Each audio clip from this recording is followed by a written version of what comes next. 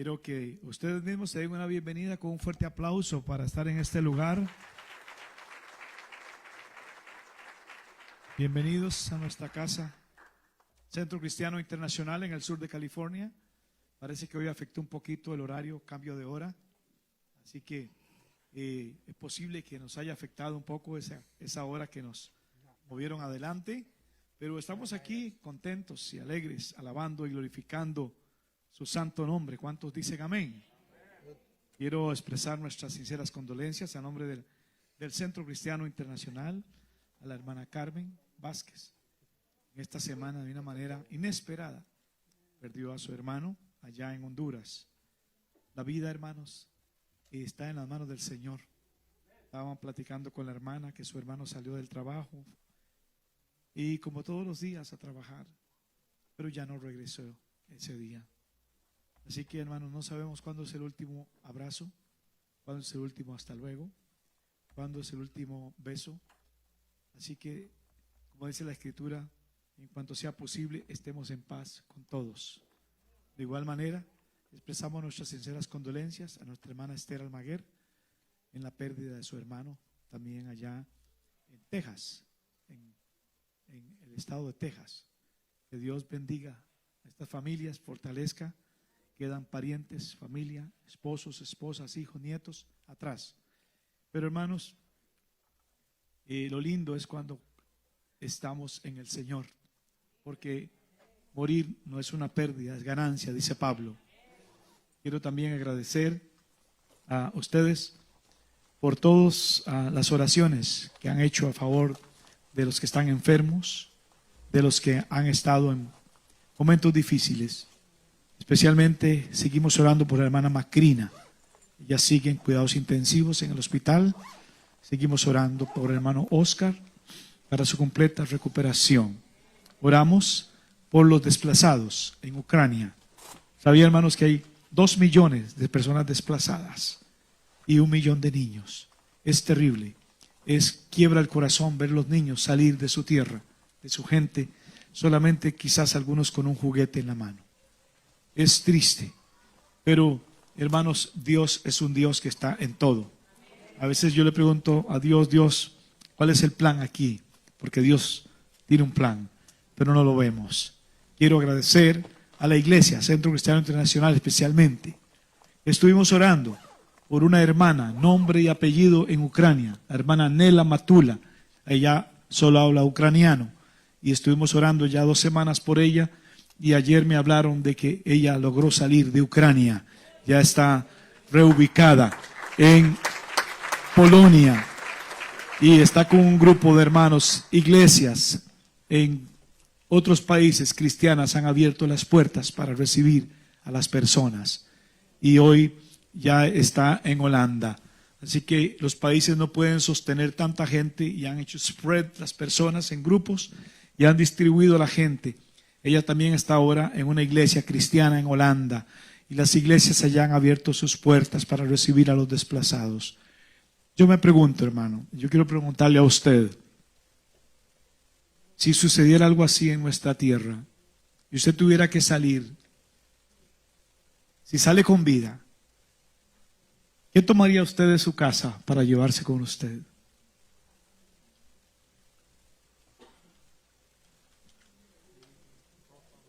Algunos ni la familia, porque han muerto inesperadamente. Pero si usted tuviera que salir de su casa hoy, huyendo, ¿qué tomaría usted de su casa para llevarse? La palabra de Dios, qué bueno. ¿Sabe que es una pregunta muy importante? Estas personas solamente llevan una maleta en la mano. ¿Qué puede caber ahí? No saben si regresan, no saben qué van a encontrar si regresan. Muchos hogares están destruidos, muchas casas destruidas, edificios enteros han volado. Pero yo le hago esta reflexión, hermanos, para que piense cuando usted se sienta en la mesa, cuando usted come, se viste, cuando usted tiene una casa donde regresar, tiene algo y tiene mucho en comparación de otros. Siga orando por Ucrania, siga orando por Putin. Lo tenemos también en oración, porque Dios lo ama a él también. Dije, Dios lo ama a él también. Porque Dios ama a todos. Dios ama a todos. Y Dios tiene un plan en todo esto. Bueno, hermanos, al final del servicio estaremos dando un tiempo a nuestra hermana Joana, fuera de cámaras, para una pequeña programación que tenemos todavía, porque hoy es el Día Nacional de BGMC. Estamos celebrando, nuestra hermana Joana tiene una pequeña presentación al final del servicio. Abrimos nuestras Biblias en el libro o la epístola, yo más diría la carta más personal del apóstol Pablo a Filemón. Quiero dar la bienvenida, después de 2 semanas de estar convaleciente, también a nuestro hermano Benjamín Sánchez. Le damos un aplauso de bienvenida. Hermano Benjamín se lastimó una rodilla, ha estado con tratamiento médico, pero está aquí con nosotros, y a cada uno de ustedes, bienvenidos. Seguimos orando por nuestro hermano Benjamín para pronta recuperación. Capítulo 1, solo tiene un capítulo, Filemón. Es la carta más personal de Pablo a un amigo llamado Filemón. Vamos a estar en el capítulo 1. Mi tema de esta tarde, ya que estamos en el mes de la hospitalidad, aunque no hemos regresado a los grupos de casa, pero quiero anunciar que ya poco a poco los hermanos que puedan ir abriendo sus casas, que puedan ir reactivando los grupos de hospitalidad, pueden irlo haciendo poco a poco, pueden ir especialmente reuniéndose el círculo familiar. Pueden ir invitando a algunas personas que son de la familia cerca, con las debidas medidas, con la máscara, gel y la distancia. Poco a poco pueden reunirse 4 o 5. Muy importante, ya que en nuestro estado de California está tomando medidas y políticas muy diferentes. Si usted está totalmente vacunado y está aquí, puede estar sin la máscara. Pero si quiere tenerla, aún así puede tenerla si está vacunado. Leemos en el nombre del Padre, del Hijo y del Espíritu Santo, Pablo a Filemón.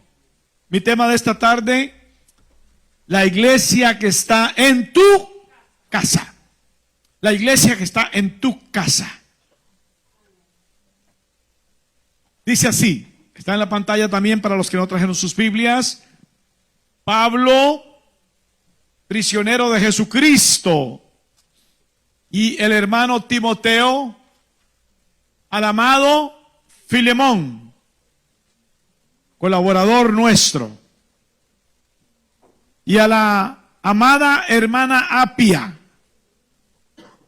y Arquipo, nuestro compañero de milicia, y a la iglesia que está en tu casa. Gracia y paz a vosotros de Dios nuestro Padre y del Señor Jesucristo. Señor, gracias por tu palabra. Lámpara a nuestros pies, lumbrera a nuestro camino. Úsala, Señor, esta tarde para invitarnos, reflexionar, para nuestros corazones, mentes, espíritus. En el nombre de Jesús. Hay muchas razones para considerar reunir a la iglesia por las casas. El día jueves que prediqué aquí por Facebook Live, hablaba de la importancia de continuar creciendo y evangelizando bajo el modelo bíblico de la iglesia doméstica, o sea, la iglesia casa o casa iglesia. El apóstol Pablo nos recuerda que es un ejercicio espiritual, especialmente ahora en la pandemia, es lógico, por motivos de salud no lo hemos practicado, pero el hecho de que Pablo mencione, guiado por el Espíritu Santo, en esta cita bíblica, una iglesia en la casa, nos hace recordar que no debemos de descuidar esta gran responsabilidad. Es un engaño también del enemigo creer que congregarnos solo los domingos por unos pocos minutos. ¿Cuántos dicen amén a esos pocos minutos? ¿Cuántos minutos son los días domingos? Póngale que hora y 30 minutos. Estamos hablando de 60 más 30, 90 minutos. Estamos aquí los domingos. Es un engaño del enemigo creer que 90 minutos a la semana son suficientes o bastan para alimentarnos y crecer. Imagínense que 90 minutos, cuando un niño allá atrás, 40 minutos recibe la palabra de Dios, ¿cuánto tiempo hoy día las personas toman para, por ejemplo, estar en las redes sociales versus nuestra estadía en la casa del Señor? Los niños, por ejemplo, ¿cuántos minutos al día pasan regularmente en la escuela versus la palabra de Dios? Es algo muy pequeño comparado con el tiempo que actividades, responsabilidades, trabajos, estudios llevamos a cabo. Por lo tanto, este tema de la iglesia en casa a mí me fascina, me atrae poderosamente. Es en las casas, especialmente en el siglo I, en que Pablo está escribiendo a un amigo muy íntimo llamado Filemón, donde le dice a Filemón: salúdame a Apia, a Arquipo y a la iglesia que está en tu casa. Careciendo de edificios como este, en el Imperio Romano no existían templos, o lo que llama usted iglesia o edificios. Los judíos contaban con sinagogas, pequeñas estructuras donde un grupo de hombres especialmente se reunían cada Shabbat, sábado, para estudiar la palabra de Dios. Pero la iglesia no tenía ese tipo de infraestructura. Estudiando en el seminario Fuller me enseñaron que fue hasta el año 300, 330, cuando apenas se registra la construcción de unos sencillos templos. Estudiando ahí, puede ver algunos dibujos, como en el año 300 y algo, fracción, las casas de los cristianos, conforme iba creciendo el grupo de hermanos, ellos iban quitando algunas paredes, hermano Milcar, de adentro de la casa, y así se iban formando un tipo de estructura física, que luego la conocemos como iglesia.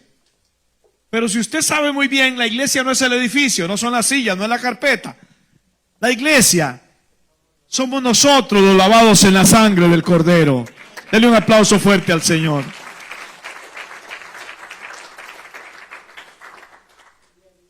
El modelo bíblico, entonces, que esta noche estoy exaltando, y digo exaltando en un sentido positivo, es aquellas primeras reuniones caseras de casas, en el griego oikos. El oikos eclesía, o sea, la casa, iglesia.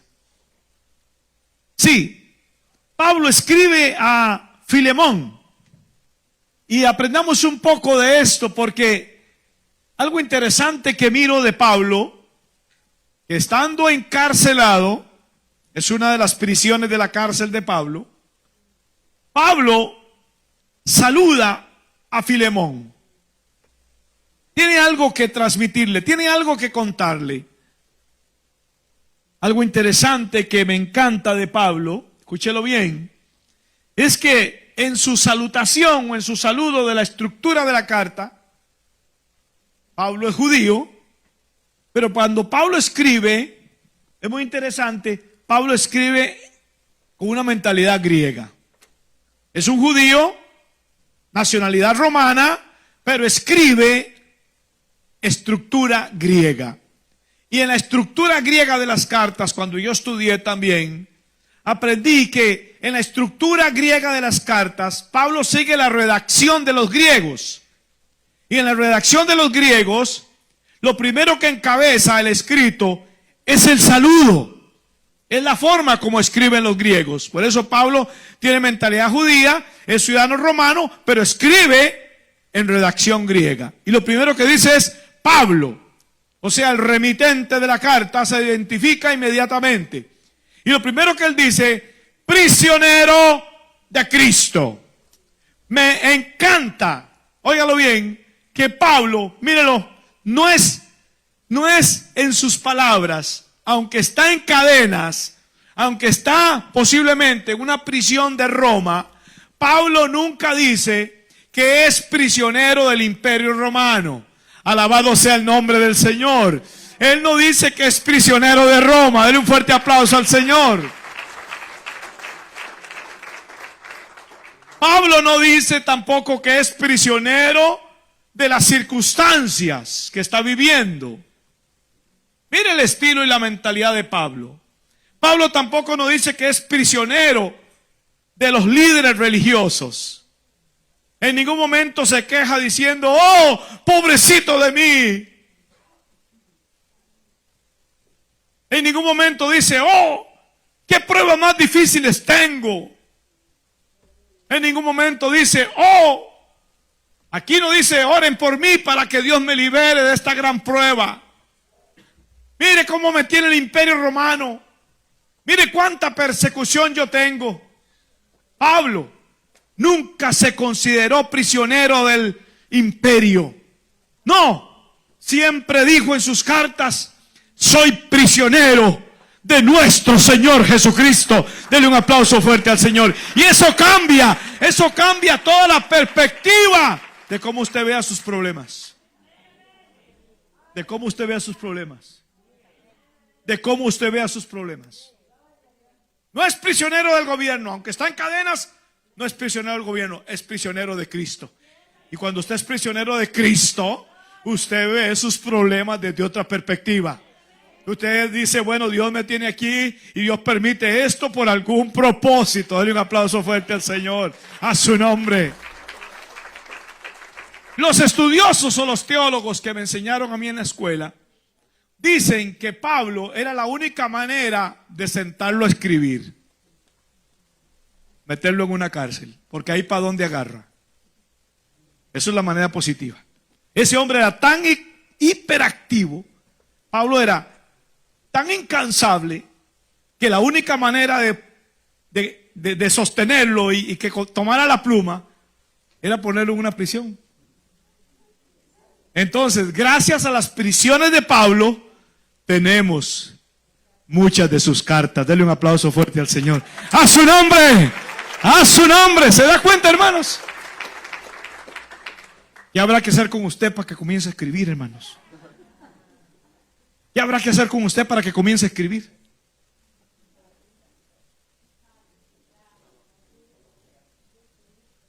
Dios permite todo. En esta invasión, yo oro, Señor, ¿cuál es tu propósito? ¿Cuál es tu propósito? Es doloroso, triste, pero hay un propósito. Y me llevo a mí a la persecución del primer siglo, cuando la iglesia fue perseguida por el imperio. El primer mártir, ¿quién fue? A ver, ¿quién fue? Esteban.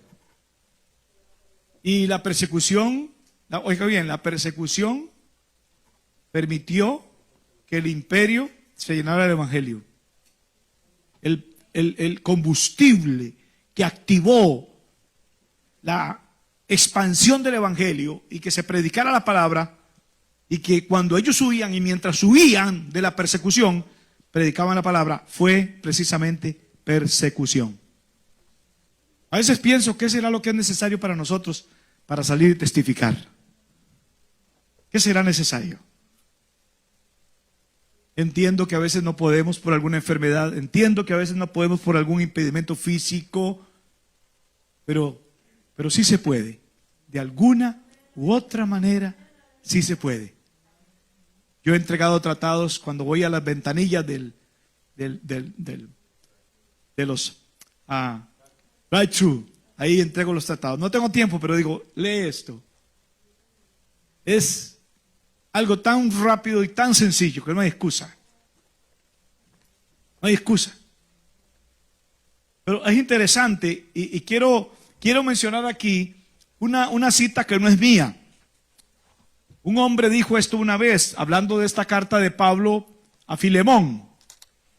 Dijo esto: las cadenas de Pablo eran sus insignias, sus medallas de su trabajo misionero. Denle un aplauso fuerte al Señor. Qué lindo, qué lindo. Se da cuenta que cuando los generales, los almirantes aquí se ponen sus trajes, los soldados, ¿qué es lo que se ponen en sus trajes? Un medallero aquí, hermanos, que usted dice, ¿qué será ese montón de colores y medallas y tamaños, formas? Y yo un día, pues como mi hijo fue militar, ya cuando lo vi que tenía algunas puestas por ahí, le preguntaba, ¿y qué es esto? Mira, esto papá es un rango, esto papá es porque me destaqué en tal disciplina, esto es porque, y muchos tienen insignias de otro tipo, de combate, de héroes, de arriesgar la vida, y entre más hacen cosas, más le cuelga aquel medallero a la persona. Y Pablo no colgaba esas medallas. Pablo se quitaba la túnica y decía, traigo en mi cuerpo las marcas de Cristo. Denle un aplauso fuerte al Señor. Sus cicatrices, las cicatrices de sufrir por Cristo. Por eso Pablo me fascina. Pablo es prisionero de Cristo. Nunca se consideró un prisionero del imperio romano. Un aplauso fuerte a la gloria de Dios. A su nombre. Tremendo.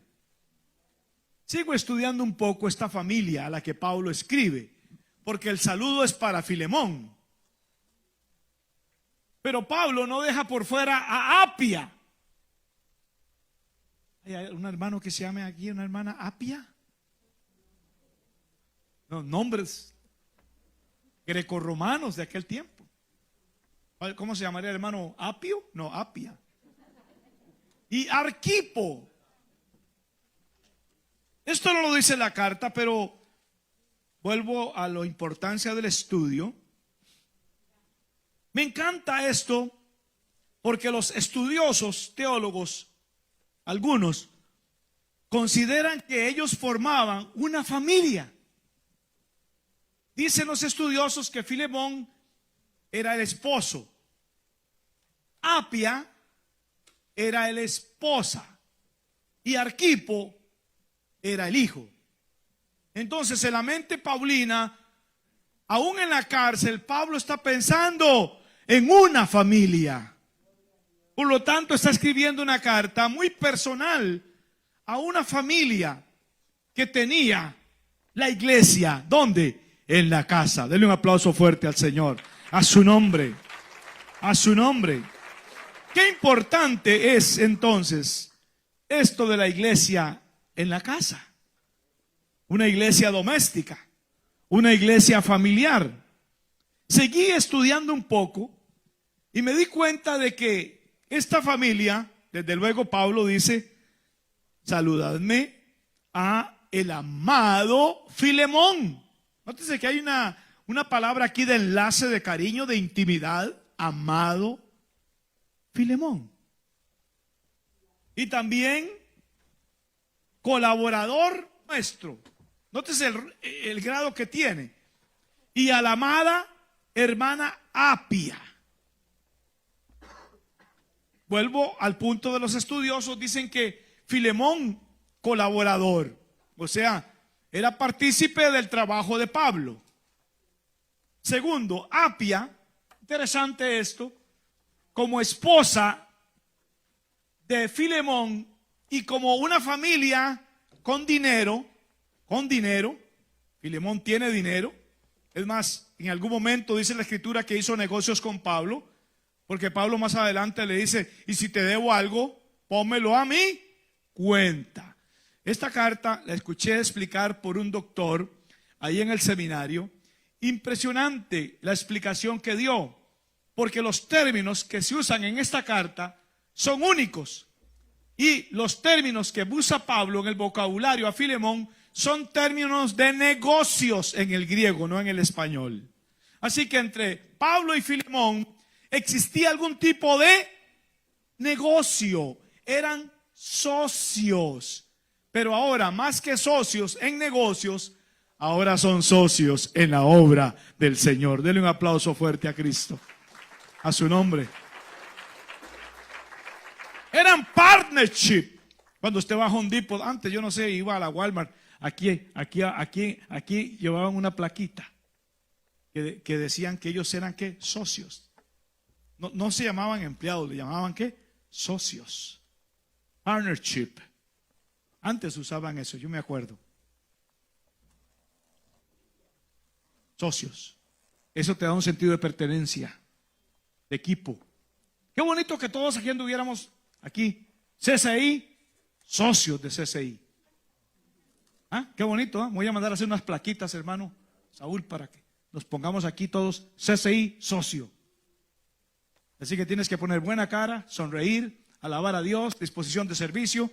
Gloria a Dios, denle un aplauso fuerte, porque si no van a venir a la ventanilla de complaints a decir, en esta empresa no me atienden bien. Sí, alábele, denle un fuerte aplauso al Señor. Pablo era colaborador con Filemón en la obra. We are partnership in Jesus Christ. Somos socios en la gran compañía del reino de Dios. Colaboradores. Usted me necesita, yo lo necesito.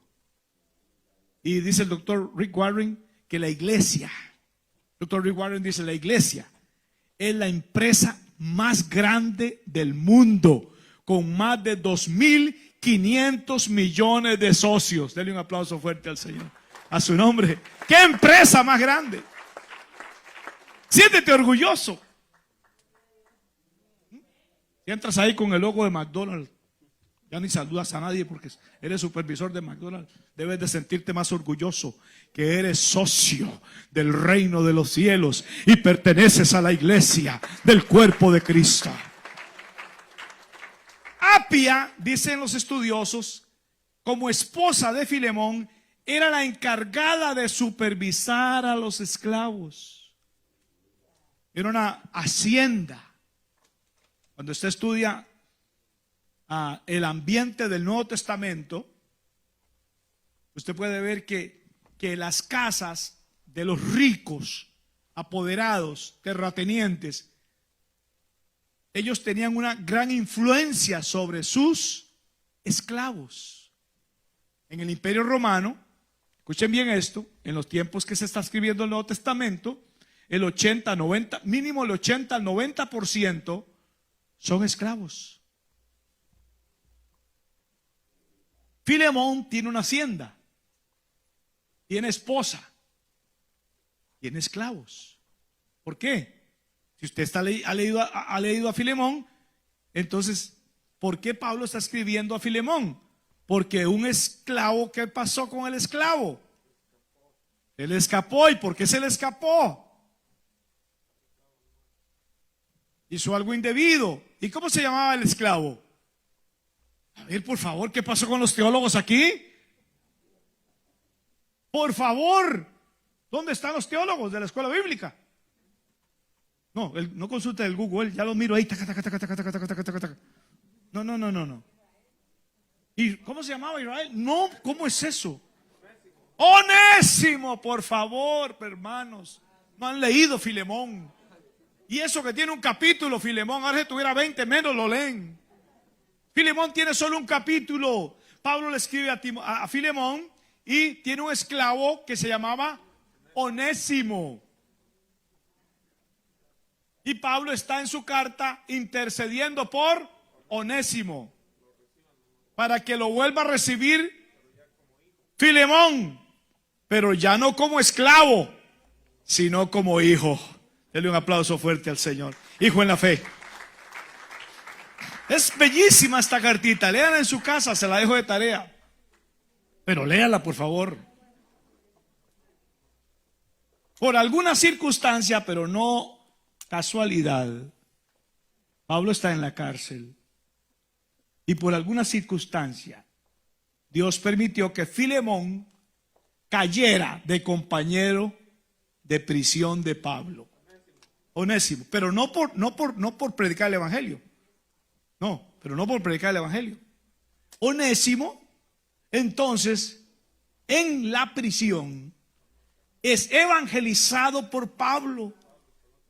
Le doy un aplauso al Señor. Tremendo Pablo, no perdía el tiempo ni en la cárcel. ¿Se da cuenta? Qué tremenda historia. Ahí en la escritura, a partir del versículo 8, usted puede leerlo. Versículo 15. Porque quizás para eso se apartó de ti por algún tiempo, para que le recibieses para siempre. Ya no como esclavo, sino más que un esclavo, como a un hermano amado, mayormente para mí, pero cuanto más para ti, tanto en la carne como en el Señor. Qué lindo. Qué lindo, hermanos. Entonces, Filemón era el dueño de la hacienda. Apia, su esposa, era encargada de supervisar a los esclavos. Eso era el trabajo de muchas de las terratenientes. Y Arquipo es el hijo, que dice la palabra, que también formaba parte de este equipo ministerial de Pablo. Y le llama compañero de milicia, un término militar. Ya he explicado mucho de compañero de milicia. En otras ocasiones hablé de Epafras, ¿se acuerda? Esta iglesia, ¿dónde estaba ubicada? ¿Quién la constituía? ¿Por quiénes estaba formada? Bueno, tiene conexión con la carta a los colosenses. Se cree que fue Epafras. Pablo nunca abrió una iglesia propiamente en Colosa, pero sí se cree que fue uno de sus discípulos llamado Epafras. Pues ahí en Colosa está la familia de Filemón y ahí en una casa se reúne la iglesia. Qué interesante toda esta conexión cuando usted lee el Nuevo Testamento. Entonces tenemos una familia que sirve al Señor, toda una familia que está trabajando en colaboración con el apóstol Pablo, aunque él no está ahí presente, pero les está dando seguimiento a través de la correspondencia del Imperio Romano. Acuérdense que las cartas iban y venían durante el imperio. Yo lo que quiero es que usted sea contagiado, quiero que usted sea inspirado, quiero que usted, amados hermanos, recobre, ya que por 2 años no hemos hecho los grupos de hospitalidad, volvamos a retornar poco a poco, bajo ciertas medidas de higiene, a volver a la iglesia casera.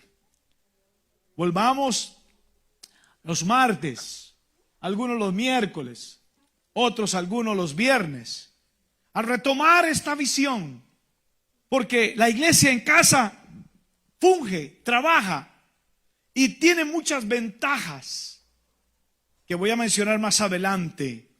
Encontramos esta iglesia en la casa de Filemón. Mencionaba el día jueves en diferentes contextos del Nuevo Testamento cómo la iglesia se expandía. Por ejemplo, en la casa de Lidia, allá en Europa.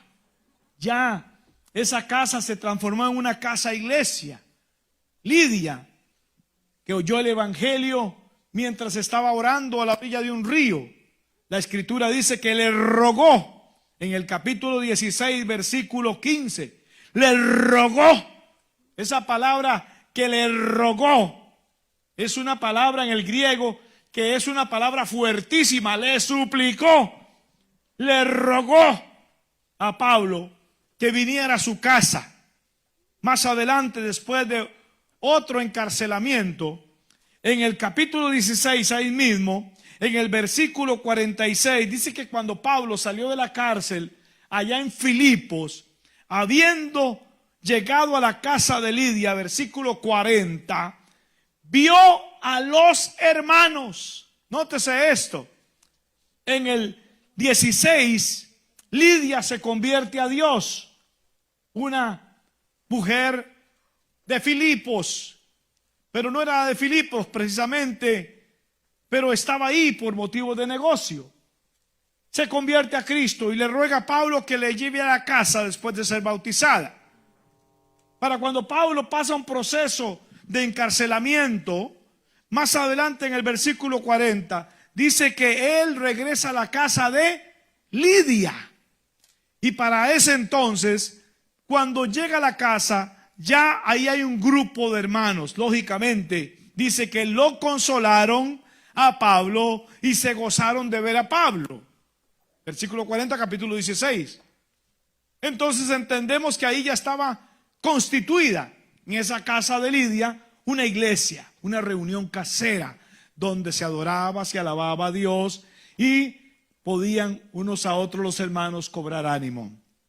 No solamente en la casa de Lidia, hay muchos textos más. Hablaba también de la casa del carcelero de Filipos. Pablo, encarcelado en el capítulo 16, es puesto en una cárcel. Y ustedes saben la historia después de la canción de Pablo y Silas. Dice la escritura que aquel hombre quería matarse porque estaba perdiendo a sus presos. No te hagas daño, dijo Pablo. ¿Qué tengo que hacer para ser salvo? Y Pablo ahí le dice, cree en el versículo 34, 35 en adelante, en el Señor Jesucristo y serás salvo tú y toda tu casa. En el versículo 31, 32 y 33, tomándole el carcelero, en aquella misma hora de la noche, les lavó las heridas y enseguida se bautizó él y todos los suyos. El 34, y llevándolos a su casa. Oiga, qué estrategia usó Dios en el primer siglo.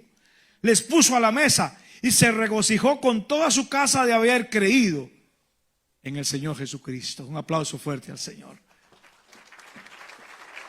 Es la importancia de la iglesia casera.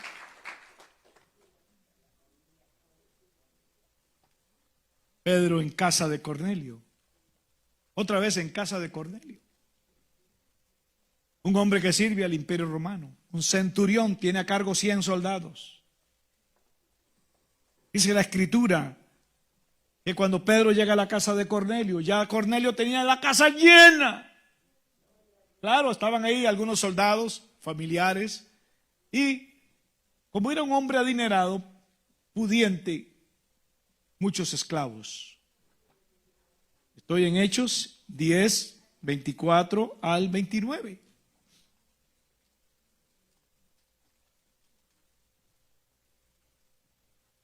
Cornelio se levantó para saludar y para adorar.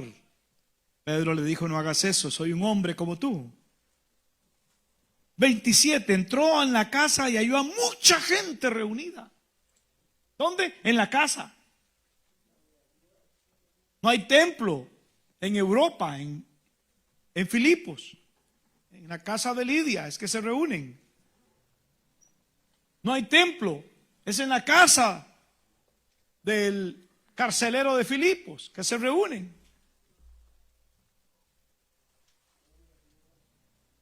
Vosotros sabéis cuán abominable es entrar en la casa de un gentil. el saludo de Pedro. Gentiles y judíos. Olvídese, eso no es posible. Y mientras estaba Pedro hablando, en una casa, Cornelio y todos los que estaban en la casa, descendió sobre ellos el Espíritu Santo y comenzaron a hablar en otras lenguas. Denle un aplauso fuerte al Señor. Un derramamiento del bautismo del Espíritu Santo con la evidencia física, visible y audible de las lenguas. Evidencia física, visible y audible. Aquella casa se volvió un fuego completo. ¿Dónde se derramó el Espíritu Santo? ¿En el templo? No, en una casa. Denle un aplauso fuerte al Señor, a su nombre. En una casa. A veces esperamos que llegue el domingo para que oren por mí por sanidad. Esperamos el domingo para que oren por mí para que reciba el bautismo en el Espíritu Santo. Esperamos el domingo para ver qué nuevo dice el Espíritu Santo a la iglesia. En una casa el Espíritu habla. En una casa el Señor sana. En una casa el Señor libera. En una casa el Señor contesta. Alabado sea el nombre del Señor. A su nombre. Y les hemos contado que en una casa, siendo inconversos, mi esposa y yo entramos en una casa un día porque estaba con muchas dolencias y problemas de columna. Cuando vino el Espíritu Santo en esa humilde casa, hace 40 años atrás, y la Magda y Arnoldo, que entramos ahí por primera vez, inconversos, no salimos igual ni físicamente, ni espiritualmente. Ahí el Señor sanó a mi esposa y convertimos al Señor. Denle un aplauso fuerte. En una casa, en una casa. ¿Se da cuenta qué importante? Y podría contar aquí historias tras historias. Lo que puede Dios hacer en una casa. El aposento alto, Hechos 2. ¿Cuántas veces han leído Hechos 2, el aposento alto? ¿Ustedes creen que es un aposento, un upper room? Ya es un upper room. Pero el aposento alto era nada más que una casa de 2 pisos. ¿Dónde se reunieron? ¿Qué estaban haciendo? ¿Quiénes eran? 120. ¿Quién estaba orando ahí? Pedro, Juan y María. Ahí estaban. Estoy en Hechos 1, 13, 14, 15 y 16. Ahí estaban. Y los reunidos, dice la palabra, eran 120 en número. Estaban orando, versículo 14, haciendo oraciones, ruegos con las mujeres y con María, la madre de Jesús, y con sus hermanos. Impresionante. Cuando cayó ahí, vino un viento recio que soplaba y un estruendo sacudió aquel lugar y todos fueron llenos del Espíritu Santo y hablaban en lenguas y lenguas de fuego repartidas sobre sus cabezas. ¿Dónde? En una casa. El bautismo del Espíritu Santo, de hecho, no fue en una casa. Seguimos leyendo Priscila y Aquila, Romanos capítulo 16. Saludadme a Priscila y Aquila, a mis colaboradores en Cristo. Versículo 3 y 5. Y salúdame a la iglesia que está en la casa de Priscila y Aquila. Denle un aplauso fuerte al Señor. En Roma. Eso para mencionar algunos ejemplos. Hay muchos más en la Biblia. La iglesia crece y se expande por las casas.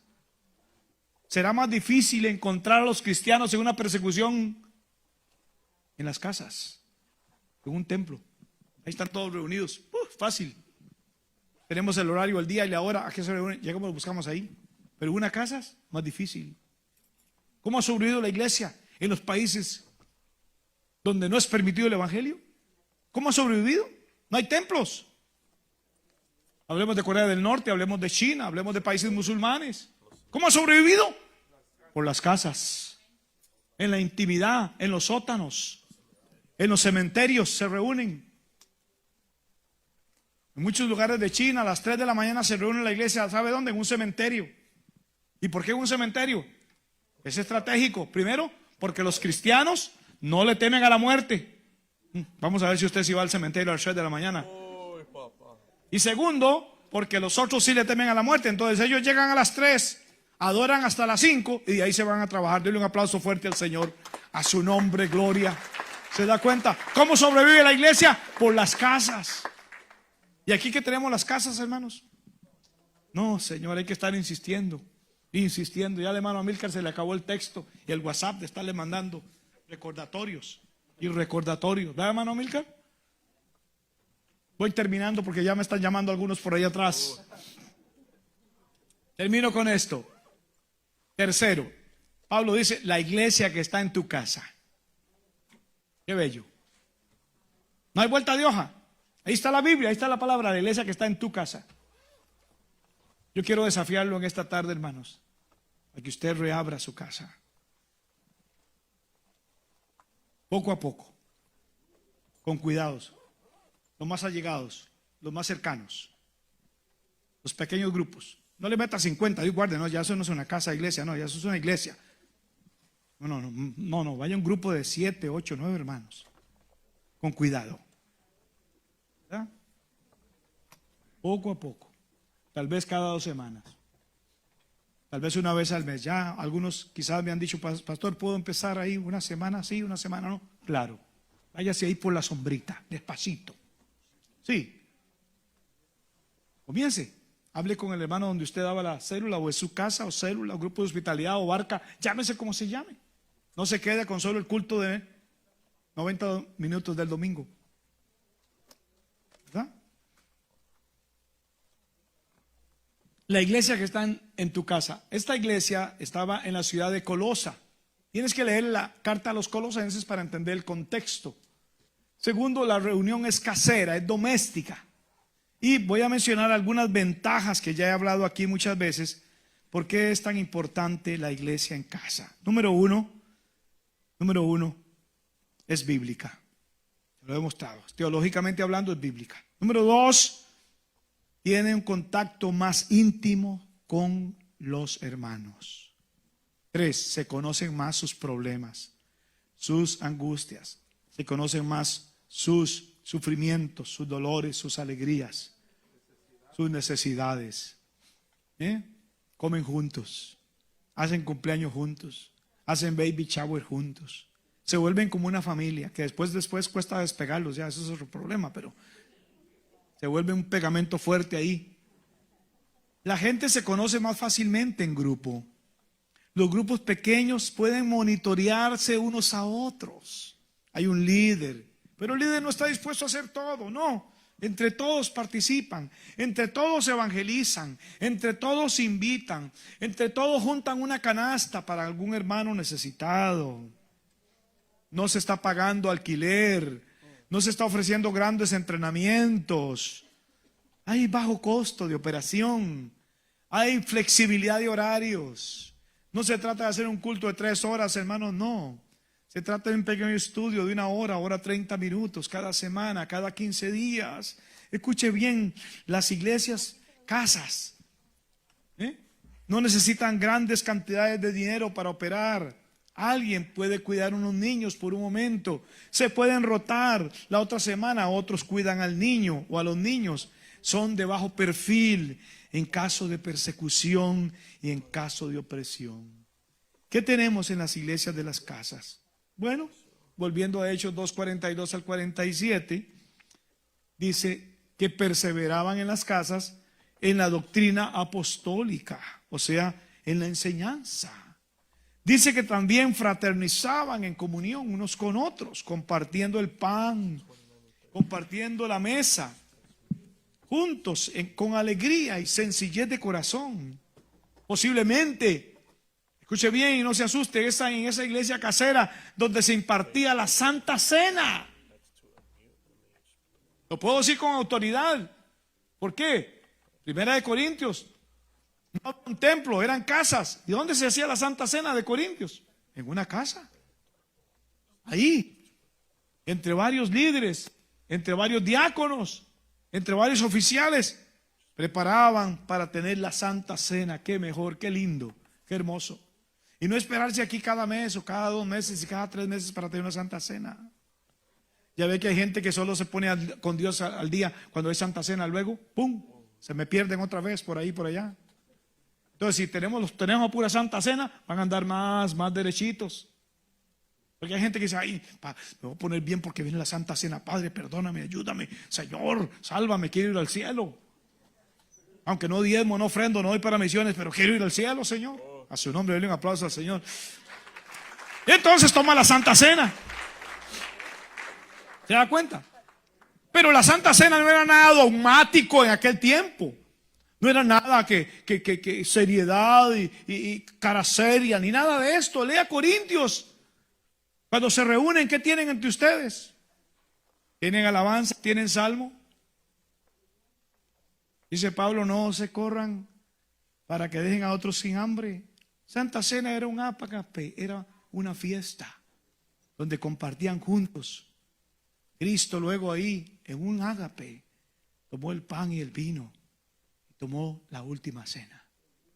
Sí, los grupos de hospitalidad o casas, iglesias sirven para orar, para estar juntos, para pasar tiempo en armonía, para dar y proveer por las necesidades de los demás, para servir unos a otros. Y también dice Hechos 2:42 al 47, adoraban, alababan y glorificaban a Dios juntos. Denle un aplauso fuerte al Señor. Con esto quiero mencionar una cita de Spurgeon, Charles Spurgeon, que dijo: Filemón tenía una iglesia, dijo Spurgeon, que se congregaba en su casa. El príncipe de los predicadores, Dr. Charles Spurgeon, dijo: esto nos sugiere a nosotros que debemos de abrir nuestras casas, nuestros hogares, y que estos hogares deben presentar características saludables. ¿Cómo? Dar la bienvenida tanto a hermanos como a visitas. Ser la sal y la luz en los barrios, en las ciudades. 2, adorar juntos. 3, el vínculo de la unidad. 4, suministrar con supervisión para que todo se haga con orden. No es porque es una casa se va a hacer un relajo y un desorden, no. Todo es un orden. No es que usted va a llegar ahí, hermana, ¿qué tiene de tomar? Y hable en la refrigeradora. No, eso no es permitido.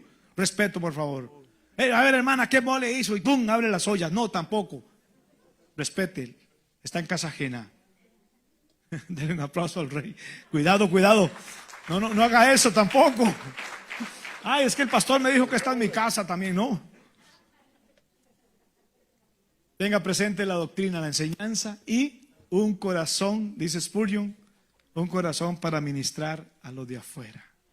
Yo los desafío, hermanos, poco a poco. Los grupos de oración también poco a poco podemos irnos activando. Sí, fue en una casa donde los pastores conocimos a Cristo. Fue en una casa donde yo me acuerdo hace muchos años atrás, Lake Forest. Muchos hermanos ahí recibieron a Cristo y recibieron el bautismo del Espíritu Santo. Es en las casas donde se ora, ayuna, hay sanidades, hay milagros, hay liberaciones.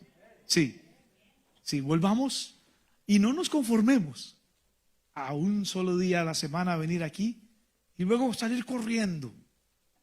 No, poco a poco vayamos regresando a alabar, a adorar, a comunión, a fraternizar, a estar juntos y a volver a esa iglesia del primer siglo, a la iglesia que no le llamo yo primitiva, la iglesia apostólica, donde juntos crecían y donde juntos evangelizaban y discipulaban a los nuevos creyentes. Inclina tu rostro. Padre nuestro que estás en los cielos, Señor, hemos sido desafiados. Una vez más agradecemos esta carta de Pablo a Filemón. Oro, Señor, para que poco a poco podamos regresar a esa oikos eclesía, a esa casa iglesia, donde podamos escuchar juntos, reunirnos y aprender de la palabra de Dios. Ahí podemos aprender, podemos levantar la mano, podemos hacer preguntas, podemos decir que se nos vuelva a explicar el texto bíblico. Ahí podemos crecer, adorar, orar, ser sanos, ser salvos, recibir bautismo del Espíritu Santo, ver la necesidad de los unos de los otros. En el nombre de Jesús, si hay aquí alguna persona que está enferma, levante su mano, quiero orar por ti desde este lugar. Si hay alguien que está con alguna dolencia, dolor, inflamación, no importa cómo se llame, ahí en tu casa también, quiero orar por ti. De este lado hay alguien que se encuentre con algún dolor, con algún problema, con alguna angustia, con alguna necesidad económica, Señor. En el nombre de Jesús, Padre Santo, en el nombre de Cristo, mandamos la palabra a los que están enfermos, necesitados, angustiados y tribulados. Ahí donde se encuentran a través de las redes sociales, recibe salud, recibe sanidad. No importa si estás en tu casa, has escuchado la palabra de la iglesia en casa. Ahí en la casa se sanaron los enfermos. Ahí en la casa se profetizó a Pablo. Ahí en las casas había un mover apostólico, profético en la iglesia del primer siglo. Bendice a mis hermanos, abre sus mentes, sus corazones, restáuralos, levántalos, ayúdales. Oro por los líderes de los grupos de hospitalidad que se han levantado, restaurados. Úsalos, Padre, para la gloria tuya. Los enviamos, Señor, a los barrios, a las comunidades, en el nombre de Jesús.